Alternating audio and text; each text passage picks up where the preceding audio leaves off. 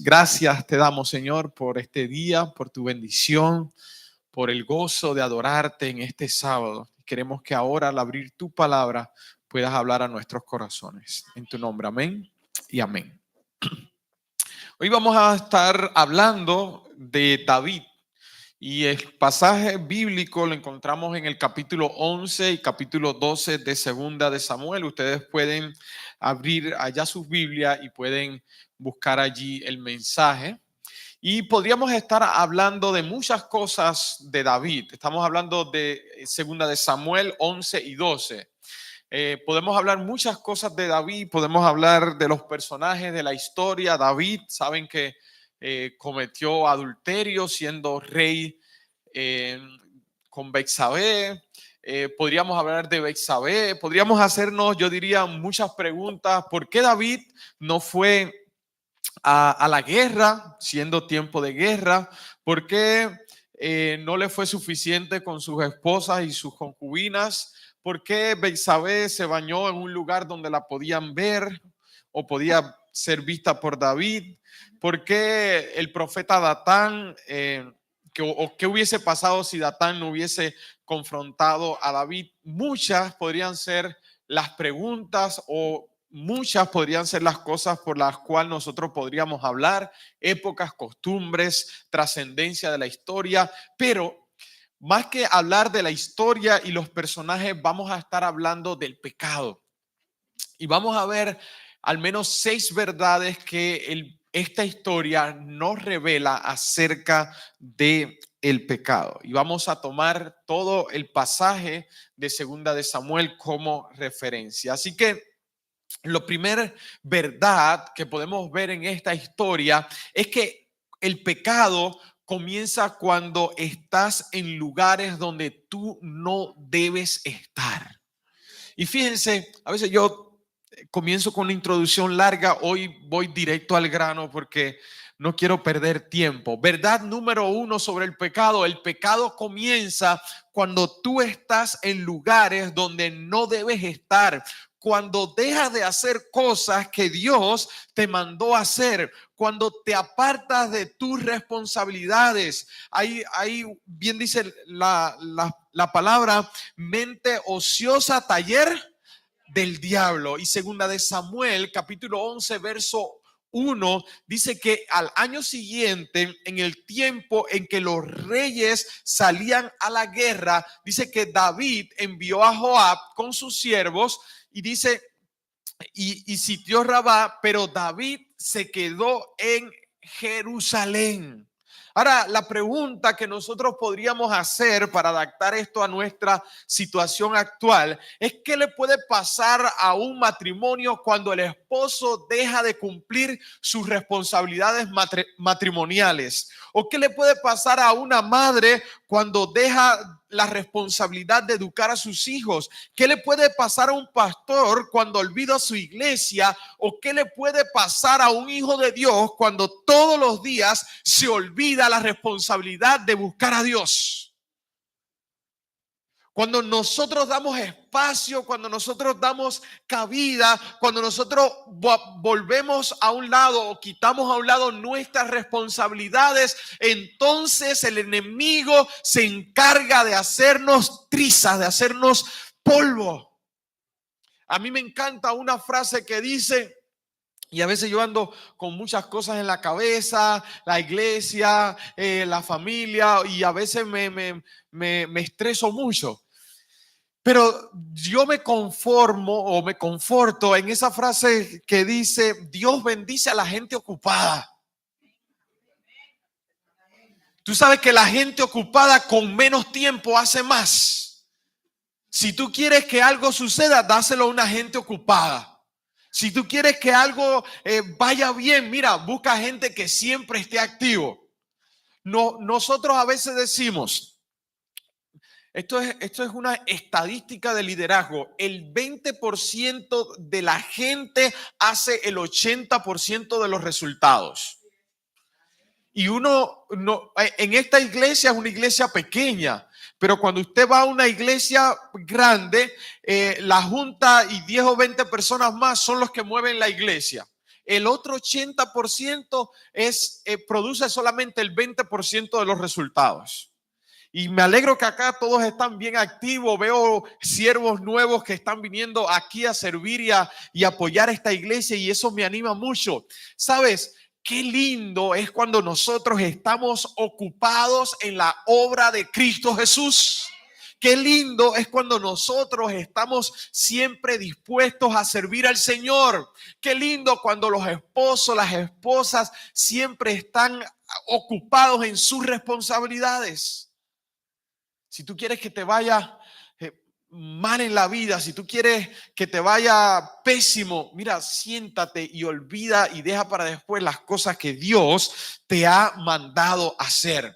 Hay una frase que dice: el pecado es lo que el hombre hace cuando aparta los ojos de Dios.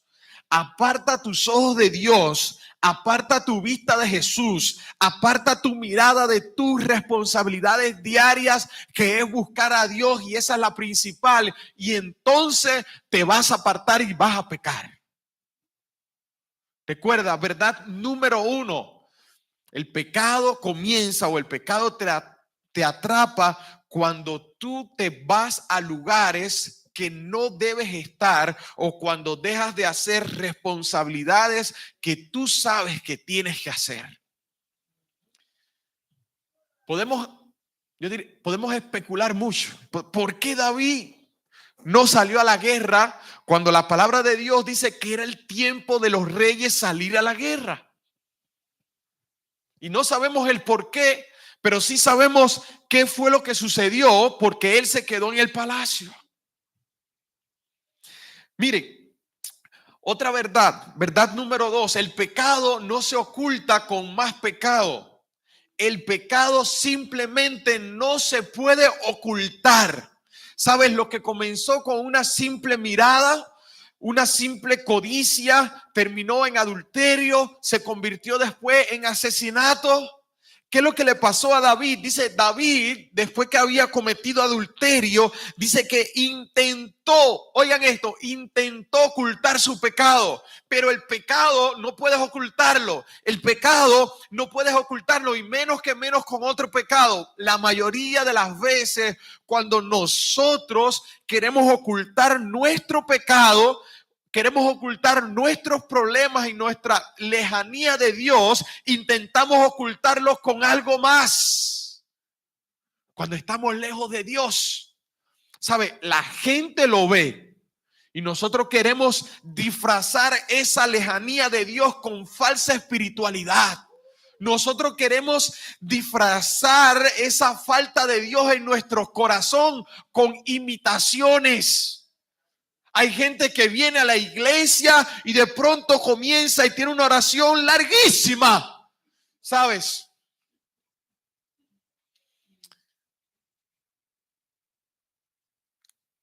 Comienzan ¿a qué? A imitar, comienzan a ocultar su pecado interno. ¿Con qué? Con adornos externos.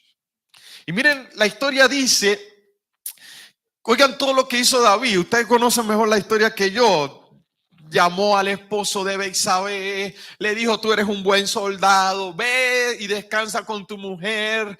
El pobre hombre, yo no sé qué tenía, qué le pasaba. A mí me dan ese chance y yo enseguida, pero Dios sabe las cosas. El hombre no se quedó con los soldados. David lo embriagó, y ve y duerme con tu mujer, y no quería. Entonces dijo: bueno, te mando con tu sentencia de muerte. Y dice que venida la mañana, escribió David a Joab una carta, la cual envió en manos de Urías. El mismo hombre que quería matar estaba llevando su carta, y escribió la carta diciendo: poned a Urías al frente en lo más recio de la batalla, y retiraos de él para que sea herido y muerto. Así que este hombre, este profeta de Dios, este David, que era el de las ligas mayores, simplemente olvidó quién era, y después de cometer adulterio, ahora se estaba convirtiendo en un asesino. Y eso es lo que nos pasa a nosotros cuando nosotros queremos ocultar nuestro pecado. El pecado nunca se queda quieto, siempre pide ¿qué? Pide más. El pecado comienza pequeño, pero crece rápidamente. Elena de White en Patriarcas y Profetas dice, como David, los culpables pueden procurar que su crimen quede oculto para los hombres. Pueden tratar de sepultar la acción perversa para siempre, a fin de que el ojo humano no la vea ni lo sepa la inteligencia humana. Pero dice, todas las cosas están desnudas y abiertas a los ojos de aquel a quien tenemos que dar cuenta. No hay nada encubierto, que no haya de ser manifestado, ni oculto que no haya de saberse. Tú puedes engañar a una persona toda la vida. Tú puedes engañar a un grupo de personas por mucho tiempo, pero lo único que tú y yo no podemos hacer es engañar o ocultar a Dios nuestro pecado. Si alguien no puede ser burlado, si de alguien nosotros no podemos escondernos, si hay algo que nosotros no podemos hacer es escondernos de la presencia del todopoderoso Jehová de los ejércitos, porque Él lo ve todo. Él lo sabe todo y Él más que nadie conoce nuestro interior. El pecado te llevará más lejos de lo que tú quieres ir. Te mantendrá más tiempo de lo que tú quieres estar y te costará más de lo que tú quieres pagar. A veces que nosotros decimos, voy a cometer este pecadito y ya después me arrepiento. Pero el problema es que ese pecadito te va envolviendo tanto que ahorita es un pecadón. Y eso que tú dijiste, bueno, voy a pagar un poquito, terminas pagando más. Voy a estar aquí solo poquitos minutos, terminas estando más. No me voy a quedar mucho tiempo, pero al final casi te pasas ahí la vida entera. Dios no puede ser engañado. Dios no puede ser burlado. Hay un Salmo 137, si mal no recuerdo, que dice, ¿a dónde huiré de tu espíritu? ¿A dónde me apartaré que no esté tu presencia? Jehová está en todo lado. Él no puede ser juzgado. La tercera verdad que les comparto en esta mañana es que un mismo pecado hace que tú condenes a otro, pero que guardes silencio cuando tú lo cometes. El pecado en otra persona, el mismo pecado en otra persona, nunca se ve del mismo tamaño que en tu propia persona. Es más fácil ver el pecado del otro que no ver el pecado tuyo propio. Y mira, la historia es bien clara. Dice que David mandó a matar a Joab. Y cuando cuando Urías había muerto, entonces Joab mandó a llevar el reporte al rey.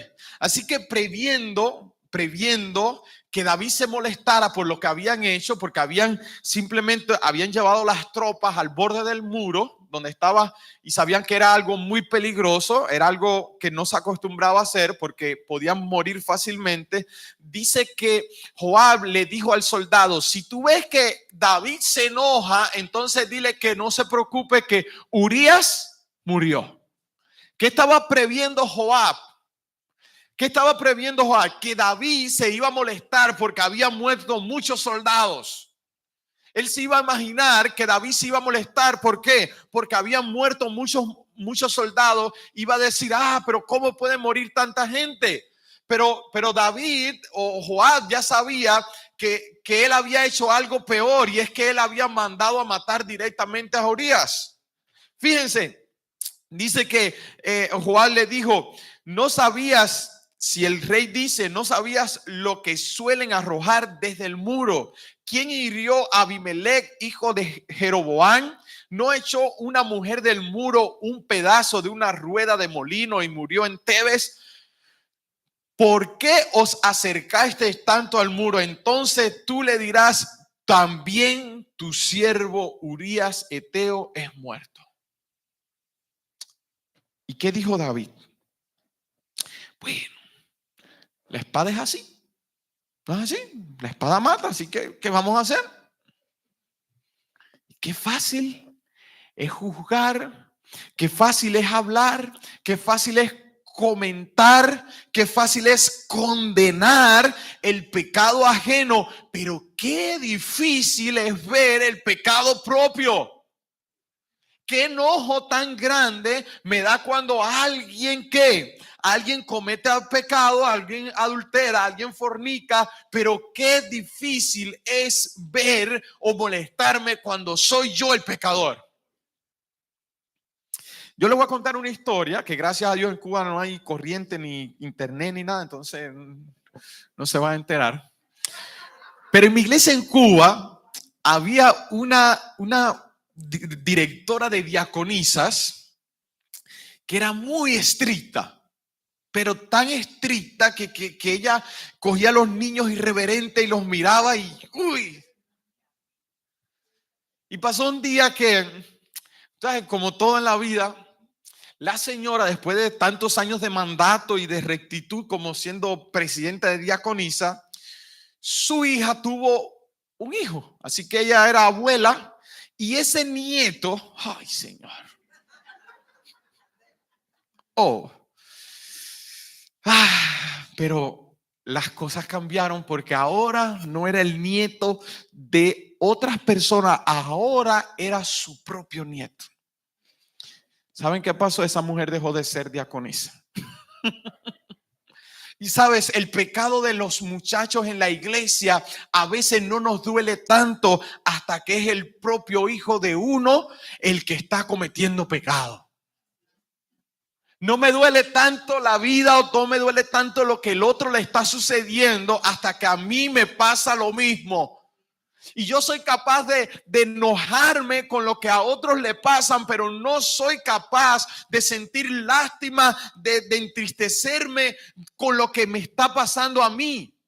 Entonces, ahí tenemos un gran problema. Dice Testimonios para la Iglesia, tomo 5, página 344. Los que están listos para señalar los defectos de los demás demuestran que no se conocen a sí mismos. Si vieran su propia condición delante de Dios, tendrían una visión más tierna y compasiva hacia los que yerran.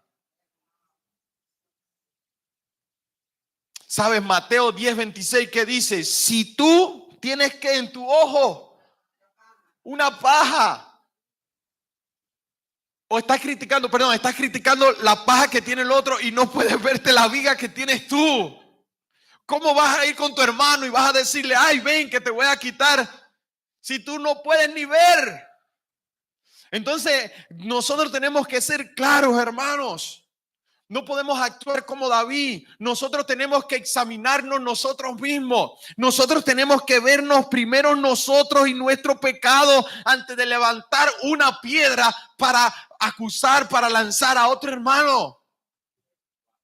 Cuando nosotros seamos capaces de entender dónde nosotros estamos metidos, qué nosotros estamos haciendo, cuando nosotros seamos capaces de juzgarnos a nosotros mismos de la misma forma que podemos juzgar a otros, entonces la gente va a ser diferente. Porque va a salir ¿qué? La piedad y la mansedumbre. El profeta se presentó delante de David y le hizo una historia y le dijo, mira, hay un hombre que tiene una ovejita y alguien se la quitó injustamente. Y esa persona que se la quitó tenía muchas ovejas. ¿Qué vas a hacer, rey? Y dice David, se levanta David y dice, ese hombre verdaderamente tiene que morir. Entonces ahí el profeta dice, te cogí, porque ese hombre eres tú. Cuando nosotros seamos capaces o tengamos el valor de juzgar a una persona y decirle, hey, tú tienes que morir. Recuerda que esa misma acusación, alguien que se llama Satanás la hizo por ti, y Jesús, ¿qué hizo? La pagó en el Calvario. Y a mí me llena de coraje, para no decir otra cosa, cuando a veces somos capaces de acusar a alguien sin primero haber orado. Cuando a veces somos capaces de levantar una mano para defraternizar a alguien sin primero haber hablado con él. Entonces, ahí es cuando yo digo, no puedo. No puedo porque hay que hacer algo más. Su pecado no es más grande que mi pecado. Porque su pecado ofendió al mismo Dios que ofendió mi pecado. Entonces, cuando esas cosas pasan, yo me callo la boca. Cuarta verdad que nos revela esta historia. La única forma de que el pecador deje el pecado es que sea confrontado. Mientras el pecador se siente cómodo, nunca dejará de ofender a Dios. Y muchas veces nos pasa que a veces cometemos un pecado y como que llega el tiempo que nos acostumbramos. Muchas veces estamos cometiendo un pecado, cuando es el pecado propio, cuando no es el pecado de otra persona, y ya llegamos a minimizarlo tanto, decimos, esto no es tan grave. Y nos quedamos ahí, y es cuando Dios llega a un momento que después de tanto hablarnos, después de tanta misericordia, Él nos lleva y nos confronta a nosotros. Leo lo que el profeta Natán le dijo a David: tú eres aquel hombre, así ha dicho Jehová, Dios de Israel. Yo te ungí como rey sobre Israel y te libré de la mano de Saúl y te di la casa de tu señor y te di las mujeres de tu señor en tu seno. Además, te di la casa de Israel y de Judá. Y si esto fuera poco, le está diciendo, te di demasiado y aún así quisiste más. Y si esto fuera poco, te habría añadido mucho más. ¿Por qué pues tuviste en poco la palabra de Jehová, haciendo lo malo delante de sus ojos? A Urías Eteo heriste espada y tomaste por mujer a su mujer, y a él lo mataste con la espada de los hijos de Amón. Dios le está diciendo, ¿por qué quisiste más? ¿Por qué todo te di tanto y aún así no te valió lo que yo te di, lo que yo te entregué? Dice Patriarcas y Profetas nuevamente, dice, el reproche del profeta conmovió el corazón de David. Se despertó su conciencia y su culpa le apareció en toda su enormidad.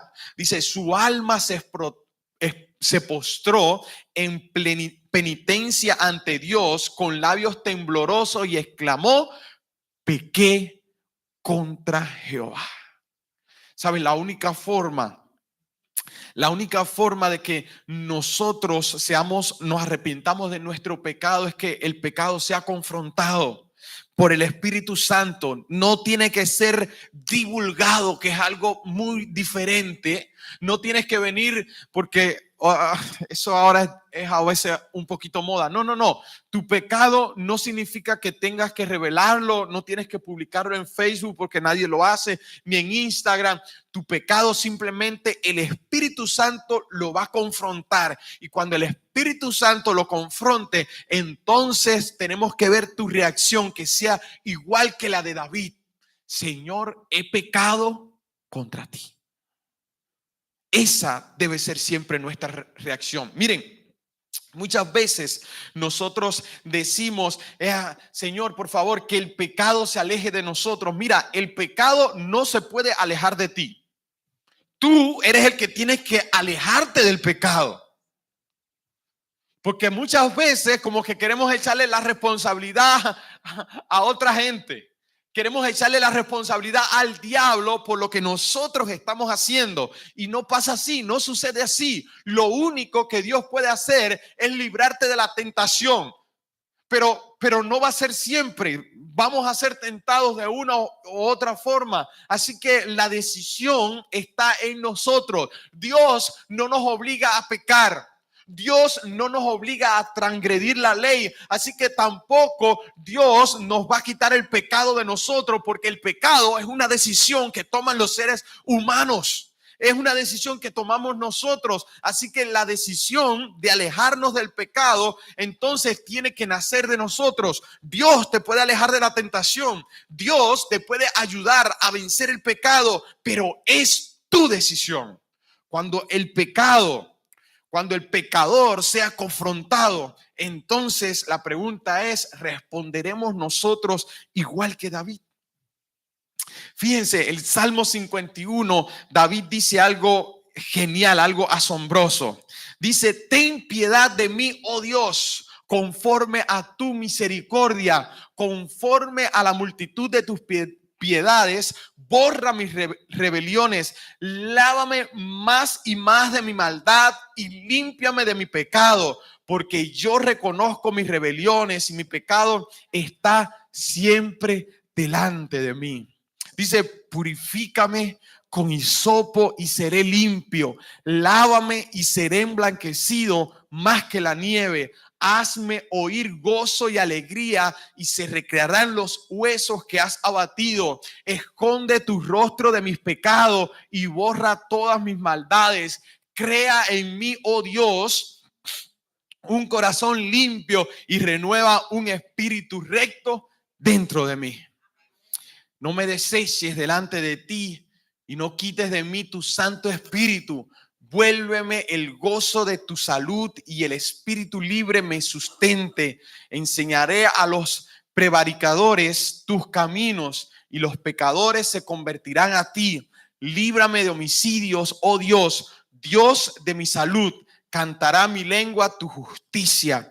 Y el Salmo 32:5 dice, en mi pecado te declaré, dice David, y no encubrí mi iniquidad.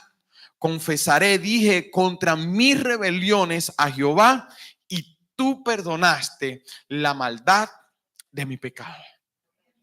¿Sabes?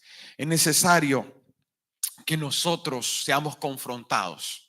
Es necesario que el Espíritu Santo todos los días nos hable. Y es evidente, y Dios requiere que cuando tu pecado y mi pecado sea confrontado, entonces nosotros respondamos como David: he pecado contra Jehová, perdóname, Señor. La pregunta es hoy, ¿cuántos estamos en esa misma actitud de David? ¿Cuántos tenemos la humildad? ¿Cuántos tenemos el deseo? ¿Cuántos hemos doblegado nuestro corazón para decirle a Jehová: Señor, pequé contra ti? Señor, estoy en pecado y solo tú me puedes ayudar a salir de este lugar. Sabes, voy a compartir otra verdad más. Dios confronta al pecador con la verdad, pero dice, nunca para derrumbar, sino para levantarte. Entonces, dice el verso, dijo David a Natán, pequé contra Jehová. Y Natán dijo a David, también Jehová ha remitido tu pecado y no morirás. Mas por cuanto con este asunto hiciste blasfemar a los enemigos de Jehová, el hijo que te ha nacido ciertamente morirá. Y no me voy a meter en la parte del hijo y todo lo que, eso es otro sermón. Minta tiene que volverme a invitar. Pero yo quiero que nosotros entendamos la primera parte de este texto. Dice que David dijo, he pecado contra ti, y la respuesta del profeta acerca de lo que Dios había dicho es que también Jehová ha remitido tu pecado y tú no morirás. Es decir, Tú te estás arrepintiendo y Dios te está perdonando, porque la única forma, lo que más Dios anhela es que cuando tú te arrepientes, cuando tú confieses tu pecado, entonces Él pueda liberarte, señores. Miren, el pecado es como ¿qué? Es como una cuenta, una tarjeta de crédito que tú pides prestado, pero al final siempre te cobra. Al final siempre te pasa la factura y te va con intereses. Entonces así es el pecado y Dios quiere liberarte de eso. Dios quiere hacerte una persona libre en Cristo Jesús. Entonces cuando Dios te confronte con la verdad, cuando Dios te llame pecador, cuando Dios nos abra los ojos y nos diga, hey, tienes que volverte de tus malos caminos y ir al camino, a la senda estrecha que lleva a la salvación, nunca va a ser para humillarte, nunca va a ser para hundirte y siempre va a ser para levantarte en el nombre de Cristo Jesús. ¿Sabes? Yo no sé por qué todavía hay gente en la iglesia que sigue usando la frase, no, porque esa es la verdad. ¿Sabes? La verdad dicha sin amor es crueldad. Y hay gente que usa esa frase para venir y hundirte. Hay gente que usa esa frase para revelarle a todo el mundo tus pecados. Hay gente que usa esa frase simplemente para quitarte de donde tú estás y del lugar donde Dios te está bendiciendo. Y esa verdad, aunque sea la verdad, dicha sin amor, dicha sin esperanza, no viene de Dios, viene del diablo. Porque cada vez que Dios confronta a alguien, cada vez que Dios quiere sacar a alguien del pecado, sí, el pecado tiene consecuencias. El pecado tiene cosas malas. Dios quiere salvarte de ahí y muchas veces va a ser algo que a ti no te guste para hacer eso. Pero cuando el ser humano se apodera de esas cosas para revelar tu pecado, para destruir tu vida, para humillarte delante de tus hermanos, no está haciendo la voluntad de Dios. Está haciendo la voluntad del enemigo, porque su misión, el deseo de Dios, nunca es hundirte, nunca es destruirte, nunca es enterrarte y siempre es restaurarte en su nombre. La verdad sin amor es crueldad. Y recuerda, Dios quiere levantarte para que tú sigas siendo bendición para otras personas. Te digo la última verdad sobre el pecado.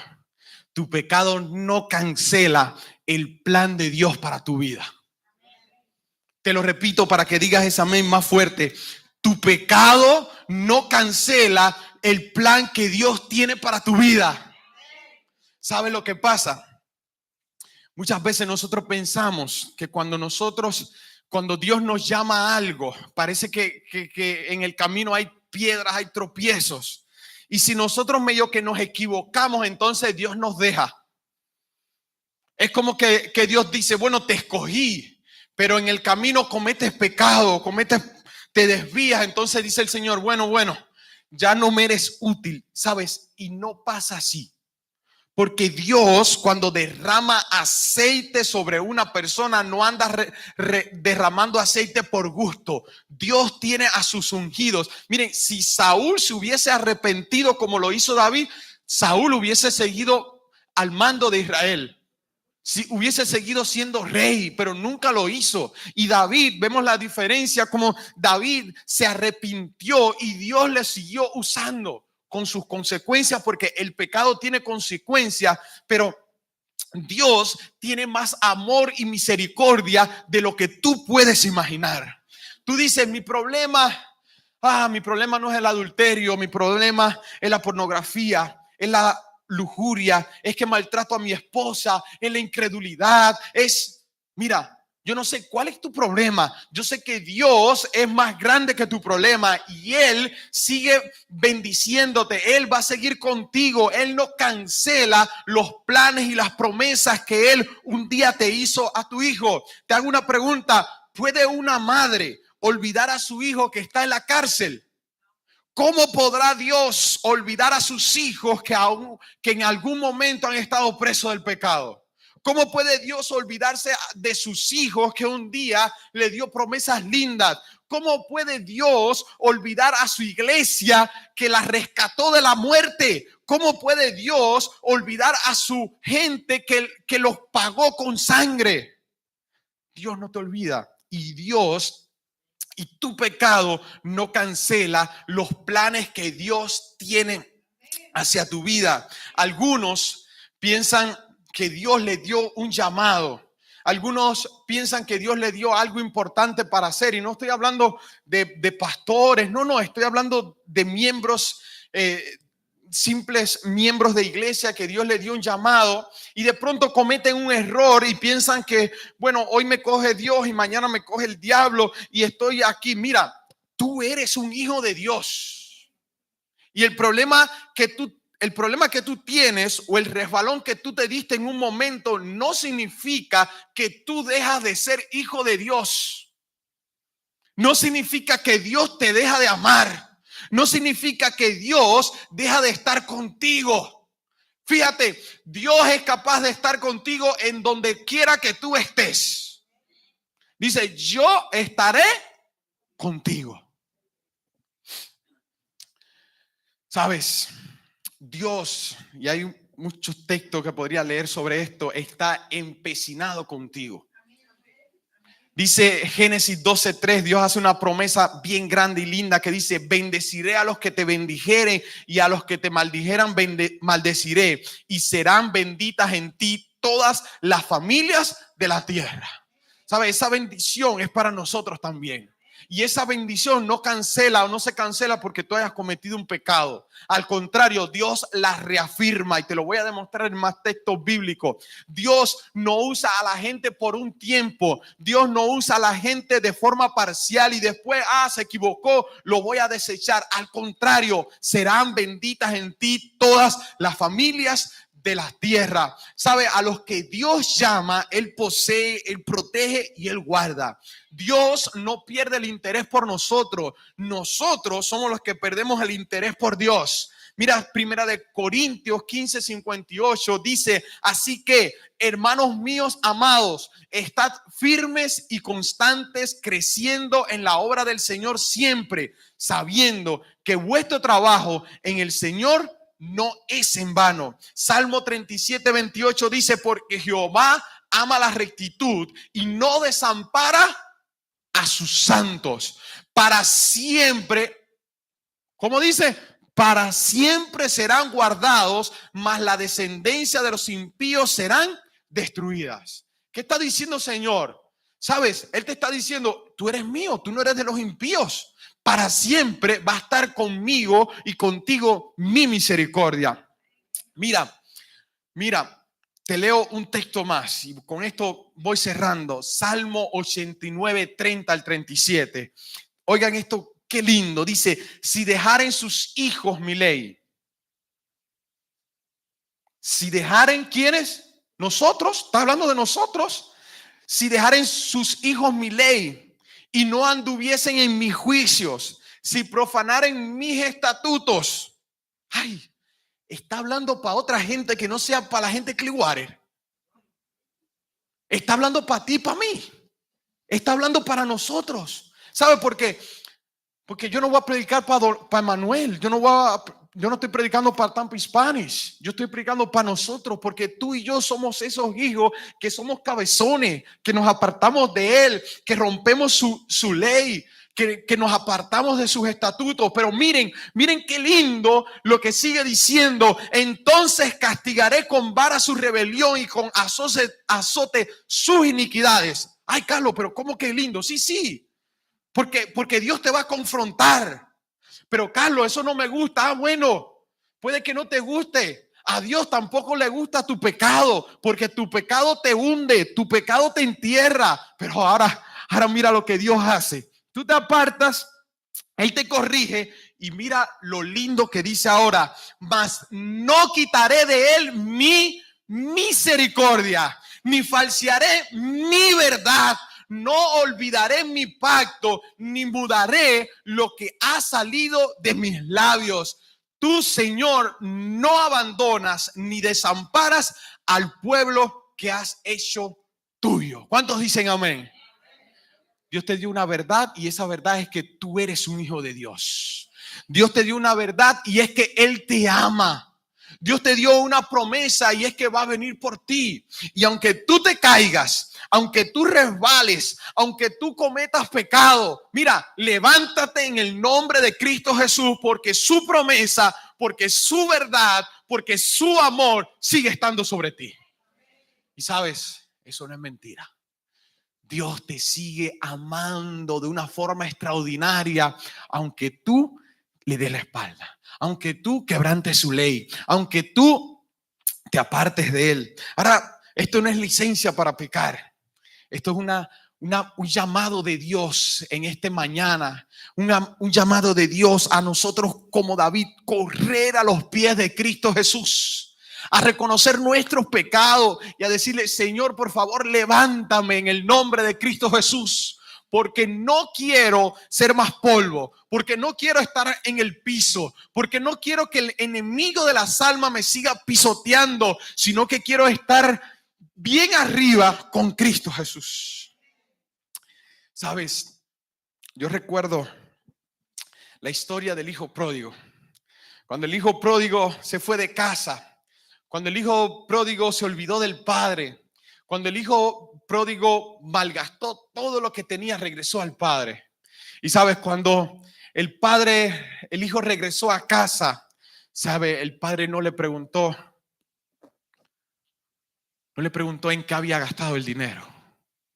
El padre no le preguntó: hey, ¿a cuántos bares fuiste? Hey, ¿cuánta droga consumiste? Hey, ¿con cuántas mujeres estuviste? No le preguntó nada de eso.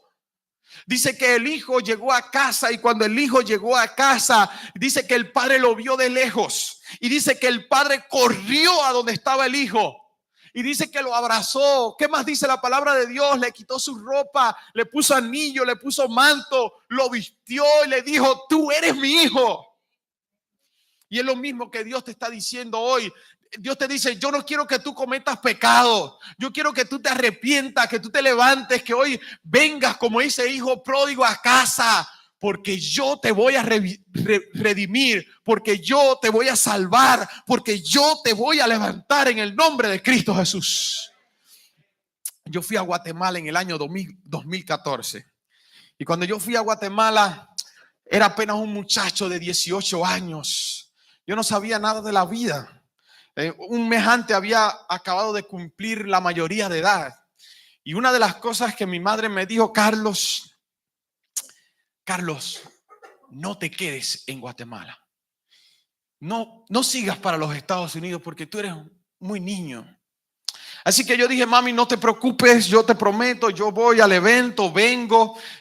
Había acabado de recibir la confirmación para comenzar a estudiar mi carrera de médico. Así que mis planes son regresar a estudiar medicina, convertirme en un buen doctor. Así que todo se alistó, conseguimos el dinero. Una tragedia, miles de dólares, no aparecían las visas. Eso es otra historia, otro sermón. Pero cuando todo estaba listo, despegamos. Un evento maravilloso, más de 9,000, 10,000 jóvenes en Guatemala, de toda Interamérica, un congreso de jóvenes. Pero fíjate, pasó algo. Y es que los adventistas no creen en el rapto, ¿cierto? No creemos en el rapto, pero todas las mañanas nos montábamos en el bus. Ya, después que acabó el evento de jóvenes, los cubanos nos montábamos todos los días en un bus temprano y la Unión de Guatemala nos llevaba a algunos lugares a conocer, ¿sabes? Había que mirar, había que hacer compritas, nos llevaron a diferentes lados. Pero cuando nosotros todas las mañanas nos montábamos en el bus para irnos de paseo, nosotros mirábamos y veíamos que faltaba gente. Y era que algunos amigos de nosotros, coterráneos de Cuba, todas las noches parece que iban cogiendo un camino hacia los Estados Unidos. Así que hubo un amigo, una persona que estaba allá de la iglesia, me dijo: Carlos, esta es tu oportunidad. Vámonos que yo me voy la próxima noche. Entonces ahí empecé yo a confabular y a decir: esta es mi oportunidad. el muchacho que quería estudiar, el muchacho que había prometido a su mamá que se iba a quedar, que iba a regresar. Ese muchacho le cambió ¿qué? La mente. Y dije, me voy para los Estados Unidos. Llamé un día a mi mamá. Después ella me contó que mientras yo le decía, mami, yo creo que tengo que... Ella simplemente dijo, Carlos, ¿tú crees algo así? Y se quedó callada. El dinero poco que tenía para esa llamada se acabó. Y dice que ella comenzó a sufrir. Porque su hijo de 18 años había tomado la decisión de comenzar una travesía desde Guatemala hacia los Estados Unidos. Pasó el tiempo, pasaron los días. Yo salí de la capital de Guatemala con otros amigos adventistas. Llegué a donde estaba la frontera con, con México.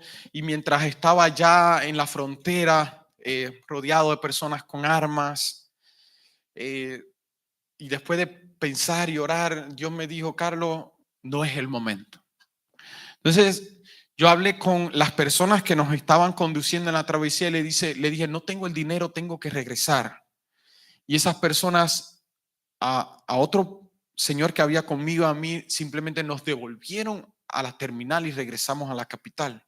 Alguien nos dijo, esa gente no hace eso, porque ya tú le debías dinero. Y sabes, después de un mes de estar en Guatemala cometiendo errores sin saber lo que estaba haciendo, saqué mi boleto de regreso a Cuba, llegué a La Habana y lo más lindo y lo más precioso me pasó allí porque allí estaba mi mamá esperándome. ¿Sabes cuál era mi problema y mi conflicto? Que yo le había hecho una promesa a ella. Yo había roto esa promesa. Yo la había hecho sufrir, yo la había hecho llorar, yo la había hecho perder peso. Eso es lo único bueno. Y yo pensé que cuando yo llegara a casa, cuando yo viera a mi mamá me iba a criticar, mi mamá me iba a pelear. Pero no lo hizo. Yo era un pródigo y mi mamá me abrazó. Y mi mamá hizo fiesta. Y mi mamá me dijo, estás en casa. Y Dios quiere decirte lo mismo hoy. Dios quiere también decirte lo mismo a ti, a mí hoy. No importa lo que tú hayas cometido, no importa lo que tú hayas hecho, no importa qué tan lejos estuviste de Dios, no importa qué tan metido en el pecado estuviste, yo soy el único que puede restaurarte, yo soy el único que puede limpiarte, yo soy el único que puede levantarte en el nombre de Cristo Jesús. Si te caíste, Él te va a levantar. Si te caíste, Dios puede levantarte. Y yo quiero, vamos a cantar un himno ahora, Minta. Vamos a cantar un himno que nos lleve a arrepentirnos de todo corazón. Y más que decirlo, más que confesarlo delante de la gente que muchas veces nos juzgan, vamos a confesar nuestro pecado delante de Dios. Y vamos a decirle, Señor, yo he pecado contra ti. Yo no conozco tu pecado, pero Dios sí lo conoce. Y es momento de que mientras escuchamos el himno, mientras lo cantamos, nos paremos y digamos a Dios, Señor, tú conoces mi pecado, pero yo quiero ser limpio en este mismo momento. Y yo quiero que tú me levantes, que tú sigas cumpliendo tu propósito en mi vida, que tú me sigas utilizando para adorarte, para servirte y para brillar para Cristo Jesús. Vamos a cantar. Si alguien quiere venir aquí delante y orar todos juntos acá, si alguien quiere venir como ese hijo pródigo que un día se fue, pero que volvió al Padre, como ese David que un día pecó, pero confesó su pecado, venga aquí delante. Y hoy no vamos a estar en el altar, no vamos a estar frente a los ojos de la gente, vamos a estar frente al altar de Jehová, pidiendo perdón por nuestros pecados y dejando que su misericordia, que su gracia, que ese Jesús que murió en la cruz del Calvario nos levante en esta mañana. Si alguien más quiere unirse a ella, puede venir también adelante. Los ancianos vamos a imponer sus manos y vamos a orar. Amante y buen Dios que estás en los cielos, Padre. Te damos gracias por tu amor. Te damos gracias por tu misericordia. Te damos gracias porque has usado tu palabra, Señor, para revelar nuestros pecados, para confesar nuestros pecados y también, Señor, para levantarnos en tu santo y bendito nombre, Señor. Padre amante, estoy pidiendo por esta hija tuya, Señor. Está aquí delante, tú conoces sus batallas, tú conoces sus problemas y queremos en este momento, Señor, que tú la unjas con tu Santo Espíritu, Señor. Tú eres, Padre, el médico de los médicos. Tú eres, Padre, el sanador de los sanadores, Señor. Y solamente confiamos en ti para que hagas el milagro, Señor. Padre amante, ella es tu hija, Señor. No nos dejes en vergüenza, Señor. Haz el milagro, Señor. Confiamos en ti. Sabemos que hoy mismo ella puede ser salva, sana y restaurada en el nombre de Cristo Jesús. Padre amante, sobre todo queremos que tú cuides su alma, Señor. Que tú la anotes en el libro de la vida, Señor. Que más que salvación física, ella puede entender que tú la has llamado a salvación eterna, Padre. Y que pronto cuando tú vengas en las mansiones celestiales, todos iremos a morar contigo en el reino de los cielos, Señor. Bendice esta iglesia de Clearwater. Y sobre todas las cosas, Señor, bendice nuestros corazones. Que hoy podamos confrontar nuestro pecado. Que el Espíritu Santo, Señor, nos hable a nuestras vidas y que nosotros no sigamos de la misma forma, sino que nos podamos levantar en el nombre de Cristo Jesús, Señor. Tú no quieres que nosotros seamos pisoteados, sino tú quieres que nosotros brillemos bajo la luz de Cristo Jesús. Padre, pido una bendición para todos nosotros, que tu Santo Espíritu pueda hacer que nuestros corazones, que nuestra vida pueda brillar, Señor. Que confesemos y más que todo que hoy pidamos perdón, que hoy pidamos restauración y que salgamos de este templo de pie en el nombre de Cristo Jesús. Lo pedimos y lo agradecemos todo en el santo y bendito nombre de Cristo Jesús. Amén y amén.